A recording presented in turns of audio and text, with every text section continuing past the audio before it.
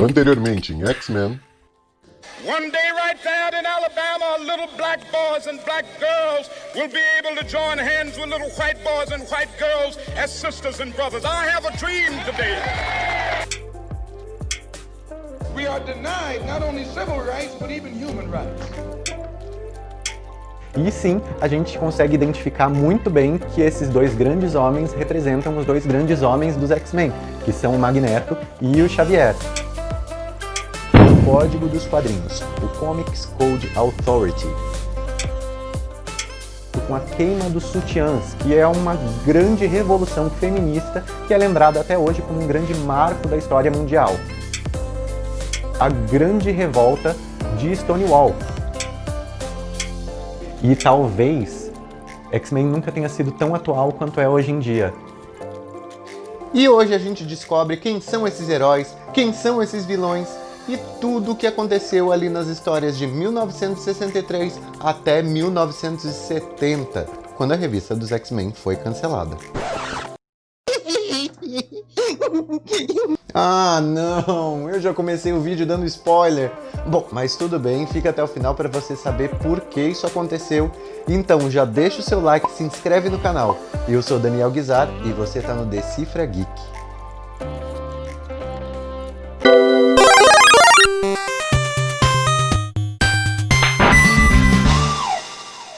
Professor X calling. Red alert! Red alert! Mayday! Mayday! Para a gente entender quem são os X-Men, a gente tem que começar a entender quem são esses personagens. Primeiro a gente começa com o Professor X, ou Professor X, que é o Charles Xavier ou Charles Xavier. Eu sempre achei esse X de Xavier muito estranho de ser falado até eu entender um pouquinho mais de inglês.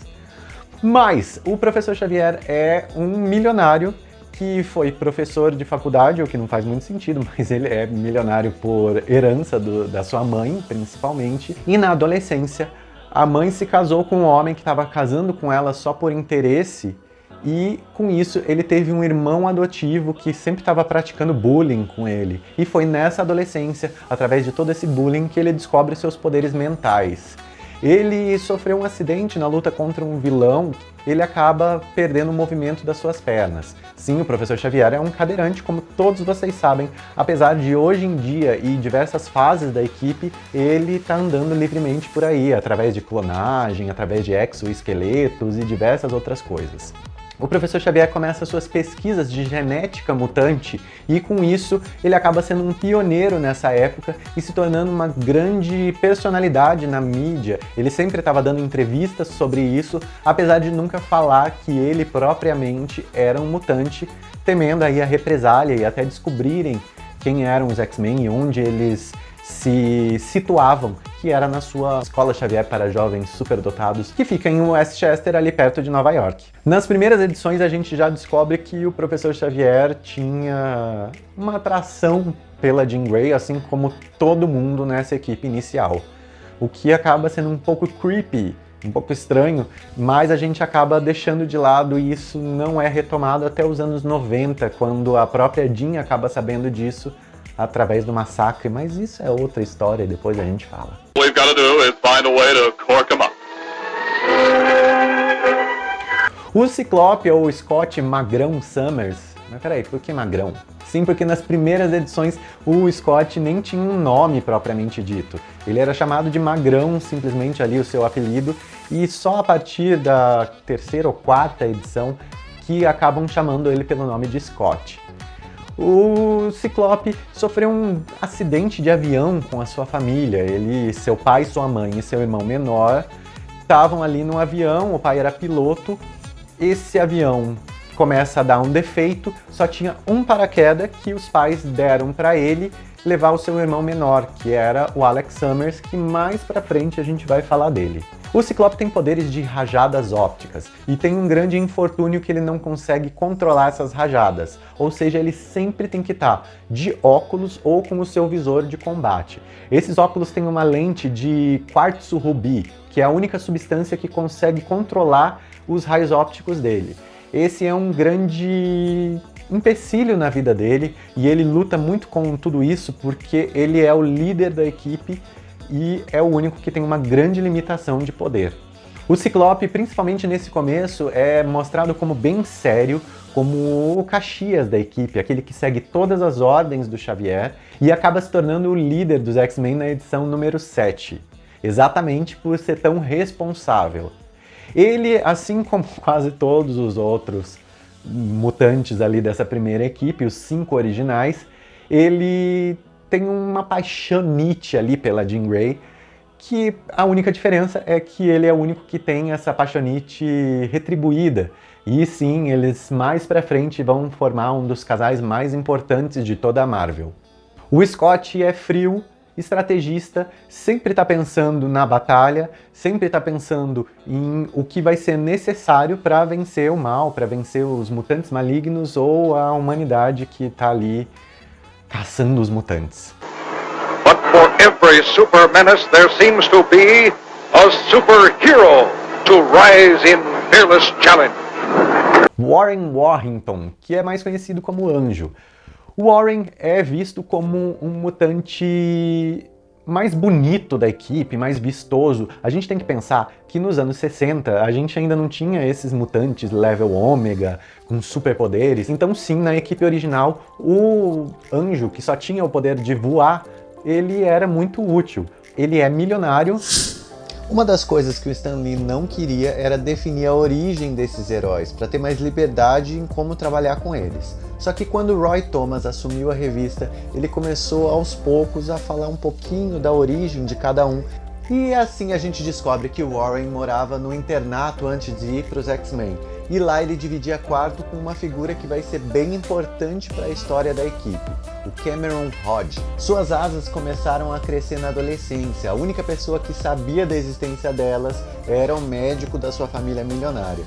Então ele começa a amarrar essas asas em volta do corpo e num dia, num incêndio que estava acontecendo ali naquele internato, o Warren não pensa duas vezes, coloca uma peruca, usa a túnica que ele usava para dormir, uma espécie de camisola, e vai salvar esses meninos. E assim ele acaba pegando gosto pela carreira de super-herói e se torna o Anjo Vingador. Sim, ele já era um herói antes de entrar para os X-Men. Hurry! There he is! Robert Drake, o Homem de Gelo, que a gente conhece hoje em dia, esse homem super pra frentex e etc., ainda era um menininho quando entrou nos X-Men. Sim, ele era o mais novo da equipe e por isso acabava, às vezes, dando um pouco de trabalho. Era um pouco diferente do que a gente conhece nos dias de hoje, porque ao invés dele ter gelo em cima do seu corpo, ele tinha uma aparência de ter neve em cima do seu corpo. Ele estava mais para um boneco de neve do que para um homem de gelo. Os seus poderes despertaram ali na adolescência, quando ele, vítima de bullying, acaba congelando uma piscina e com isso a cidade inteira começa a correr atrás dele nessa histeria antimutante. O professor Xavier, sabendo disso, vai atrás dele e o chama para os X-Men. O Bob era o brincalhão, exatamente para eles mostrarem que ele era o mais novo da equipe. Ele estava sempre fazendo piada. Quando a Jean chega, ele fala que não está interessado ainda em meninos, até em meninas. Naquela época as histórias eram bem diretas, então tudo que eles queriam mostrar, eles mostravam propriamente dito. Para mostrar que ele era o integrante mais novo da equipe e ainda irresponsável, ele estava sempre fazendo piadas ali numa coisa meio Peter Parker e etc. Os seus poderes iniciais estavam ali em fazer a prancha de gelo, jogar bolinhas de gelo, fazer escudos de gelo, de uma maneira bem mais simples como era nos anos 60. An immodest remark, but veracious withal, partner. O Hank McCoy, ou Fera, ele é filho de um homem que trabalhava numa indústria de produtos químicos. E esse homem sofre um acidente radioativo. E ao invés de, como todas as outras histórias de super-heróis da Marvel, ele mesmo se tornar um grande super-herói, ele deu origem a um super-herói porque meses depois acaba nascendo o seu primeiro filho, que era o Hank McCoy. Esse menino já nasce com as mãos e pés um pouco maiores do que o normal, isso vai se desenvolvendo conforme o tempo. Ao contrário do que a gente vê hoje em dia, ele ainda não era azul, ele era só um homem bem atlético, bem grandão assim, com mãos e pés muito grandes e tinha uma grande habilidade atlética. O seu intelecto foi uma coisa que foi colocada aos poucos nas histórias, que é esse homem super inteligente com a aparência bestial, e isso que torna o personagem muito interessante.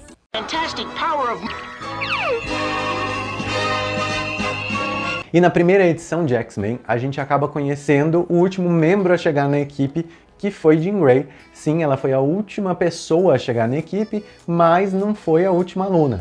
Ela foi a primeira aluna do Professor Xavier, porque com 10 anos, a Jean, brincando de frisbee com uma amiga na rua, que era a Annie Richardson. As duas brincando como crianças normais, a Jean joga o frisbee, a Annie vai pegar esse frisbee e acaba sendo atropelada por um carro. Isso poderia ser uma coisa bem traumática para qualquer criança, mas a diferença é que Jean acaba despertando ali, naquele desespero, os seus poderes mentais e acaba com isso linkando a sua mente com a da Annie. E com isso, a Jean acaba quase vivenciando essa morte da Annie, porque é convencionado nas histórias que quando você está ligado com uma pessoa que está falecendo, você acaba falecendo junto com ela. Uma coisa que foi contado muito tempo depois é que nesse momento os poderes da Jean já surgem numa majestude tão grande que, mesmo tão jovem, ela acaba retardando a morte da Annie por alguns segundos, por um tempo muito curto, o que é uma coisa quase cósmica em questões de poder, porque qualquer telepata não tem o poder de suprimir a morte. Então, mesmo que fosse por segundos, um lampejo de vida, ela conseguiu dar esse lampejo de vida a mais para Annie. E foi nesse momento que a Fênix, a entidade Fênix, percebe que existe aquela alma ali no planeta Terra. A Fênix, mesmo à distância, consegue interferir, nem que seja um pouquinho, e corta o elo entre as duas, e assim a Jean Grey não falece. A Jean acaba sobrevivendo a tudo isso, mas acaba entrando num choque, ficando num estado catatônico durante muito tempo.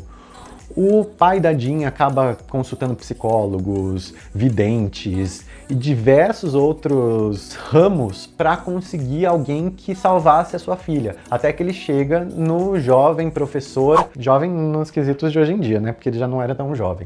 E o professor Xavier acaba fazendo um tratamento com a Jean Grey. Até que num teste ele leva ela num shopping.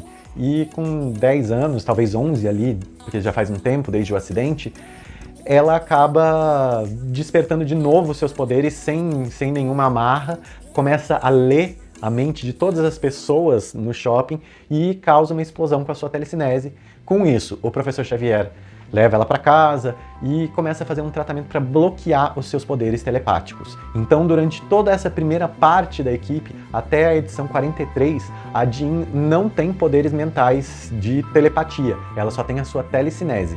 Mas tudo isso que eu falei agora sobre a origem da Jean Grey só é contada anos depois. Porque nesse comecinho, ela sim é a última aluna a chegar, e isso foi recontado depois. E não tem como a gente falar de uma equipe de super-heróis sem falar dos seus vilões. E para começar com esses vilões, a gente tem o mestre do magnetismo, que é o Magneto, que nessas primeiras histórias já é descrito como um mutante um nível acima dos outros. O poder dele está ali se rivalizando com o do Professor Xavier, de serem mais poderosos do que os pupilos ali. A história do Magneto é uma história muito triste, porque ele é filho de judeus que foram levados para Auschwitz. É exatamente quando ele descobre os seus poderes ao se ver ali desesperado com seus pais sendo levados pelos oficiais alemães. É uma história bem triste e exatamente por isso o Eric, ou Magnus, ou Max, tem diversos nomes. Eu vou até ter que ler os nomes aqui, porque são nomes bem complicados e já falo para vocês. Ele é nascido como Max Eisenhardt e mais tarde ele auto se denominou como Magnus e posteriormente ele ainda criou outra identidade, que essa é a mais conhecida e é mantida em todos os lugares, mídias e etc., que é o Eric Lehnsherr. A história familiar do Magneto é um capítulo à parte e é bem mais difícil. Com tantas idas e vindas de quem era ou não era filho dele, fica um pouco difícil. Aparecendo junto com ele, a gente já tem os gêmeos, que são a Feiticeira Escarlate e o Mercúrio, mas nesse princípio não é falado que eles são exatamente filhos dele. Isso vai ser contado posteriormente nas histórias. Pra mim, até hoje, eles são filhos do Magneto, mas já adianto pra vocês que hoje em dia eles nem mutantes mais são considerados. Outra filha dele é a Polaris, que é a Lorna Dane. Ela, na sua primeira história, já é mostrada como filha do Magneto. Isso depois é falado que era mentira, que era só pra ele controlá-la, porque ela tem os mesmos poderes que ele. Mas depois a gente descobre que sim, ela era filha do Magneto. E essa é uma das coisas mais difíceis de contar ou entender as histórias dos X-Men, porque tem diversas idas e vindas. Mas o oficial hoje em dia é que a Polaris é filha do Magneto e os gêmeos não são filhos do Magneto. Já que a gente já falou dos gêmeos, a gente tem também a Irmandade dos Mutantes, onde a Feiticeira Escarlate e o Mercúrio são mantidos contra a sua vontade, porque o Magneto salvou quando eles estavam sendo hostilizados por uma aldeia. Então eles estavam ali por um compromisso civil e moral com o Magneto. Eu não contei os poderes da Feiticeira Escarlate e do Mercúrio, né? O Mercúrio é um velocista que nesse começo ele se cansa muito rápido. E a Feiticeira Escarlate, ela tem o poder de alterar as probabilidades. É um poder tão estranho que muitas vezes ele é utilizado um pouco como telecinese e etc. Nós também temos nessa primeira equipe o Mestre Mental, que é o Jason Wingard, que é um homem muito feio e que cria ilusões. Coisas que acontecem à nossa volta. É uma espécie de telepatia, mas ainda não é descrita exatamente como telepatia. O Jason vai ser muito importante no próximo capítulo da história dos X-Men, mas por enquanto ele é só um capanga do Magneto. E para fechar essa primeira equipe, a gente tem o Groxo, que é aquele carinha que tem poderes quase de sapo. Ele pula, tem uma língua. Logo em seguida, a gente já tem o Blob entrando nessa equipe, mas ele não faz parte nas primeiras edições. O Blob aparece como um vilão independente e o Blob é aquele cara grandão. Na edição 14, a gente já tem um inimigo que é fundamental para os X-Men e que representa muito mais do que ele realmente é, que é o Sentinela. E os Sentinelas são aqueles bichões, aqueles robôs gigantescos, talvez um pouco inspirados ali nos seriados japoneses, com super robôs, sentais e etc. E eles são robôs caçadores de mutantes. Eles identificam os mutantes e querem prender. Isso já deu diversos problemas até para a humanidade, porque chegava uma hora que os sentinelas não viam muita diferença entre um ser humano e um mutante, então eu posso caçar os mutantes também. E finalizando, os principais inimigos dos X-Men que aparecem nessas primeiras histórias, a gente tem o Fanático, que é o meio-irmão do Professor Xavier, que é um cara grandão, ele não é mutante, ele consegue os seus poderes através do cristal Cyttorak e se torna esse ser virtualmente indestrutível. Nas aparições do Fanático, as únicas pessoas que conseguiam deter a ele eram os telepatas. E a princípio é só o Professor Xavier, mas depois de um tempo a Jean acaba conseguindo derrotar também o Fanático através da sua telepatia. Mas a gente tem diversos outros vilões que aparecem aí. A gente tem o Banshee, o Mímico e os Solaris, que são pessoas que depois vão se tornar membros dos X-Men, mas acabam aparecendo principalmente como vilões aí nesse começo. A gente tem Unus, o Intocável, Conde Nefária, temos o Mesmero, o Homem-Aranha, os Vingadores e o Namor, que acabam sendo inimigos dos X-Men em algumas dessas aparições. E a gente já falou quem são os heróis, quem são os vilões, como a gente chegou até a criação dos X-Men, mas espera aí, tá faltando alguma coisa, né? Sim, a história. Então no próximo episódio de Anteriormente em X-Men a gente vai saber tudo o que aconteceu nas histórias dos X-Men de 1963 a 1970. E se você não quer perder o próximo episódio, já deixa o seu like e se inscreve no canal ativando o sininho, que assim o YouTube vai mandar todas as notificações para você. Até semana que vem!